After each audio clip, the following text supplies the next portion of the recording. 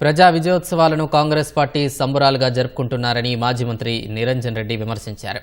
పరిశ్రమల కోసం లగచర్లలో ఎప్పుడో భూములు గుర్తించామన్న ఆయన ఇప్పుడు అక్కడ కొత్తగా భూములు తీసుకోవాల్సిన అవసరం లేదని అన్నారు.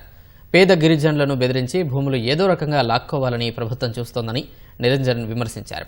పాలమూరు ఇప్పుడు వలసలు లేవన్న నిరంజన్ మళ్లీ ఆ పరిస్థితి తీసుకురావద్దని కోరారు. కాంగ్రెస్ ప్రభుత్వం ఏర్పడిన తర్వాత రాష్ట్రంలో 565 మంది రైతులు మరణించారని ఆందోళన వ్యక్తం చేశారు.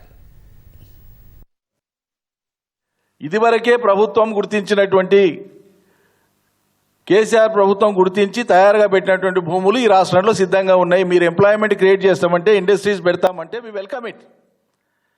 అవి పక్కకు పెట్టి నేను మళ్ళీ అదే లగచర్లలో ఫార్మాసిటీని వెనక్కి తీసుకుంటాం, మళ్ళీ నేను ఇండస్ట్రియల్ కారిడార్తో ముందుకు పోతా అంటే ఈ మొండి పట్టుదల మంకు పట్టుదల ఎందుకు?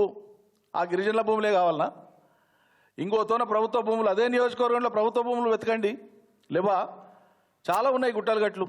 దీంట్లో గెలిపోవటం లేదండి, నాకు అర్థం కాదు. ప్రభుత్వం ప్రతిష్టకి ఎందుకు పోవాలి? ఆ పేద గిరిజన భూముల్నే మళ్ళా మేము ఇంకో కేటగిరీ కింద నోటిఫై చేస్తాం, ఫార్మా కాకుండా ఇంకో దాని కింద నోటిఫై చేస్తే అప్పుడు ఎవరేం మాట్లాడతారు అన్నట్లు మీరు సాంకేతికంగా పోతున్నారు. అది సరైంది కాదు. మళ్ళీ ఆరిపోతున్నటువంటి నిప్పురవ్వల్ని మీరు మంట పెట్టినట్లయితే, మీరు ఆజ్యం పోసినట్లయితే ఇది తగదు అని చెప్పి మేము హితవు పలుకుతా ఉన్నాం.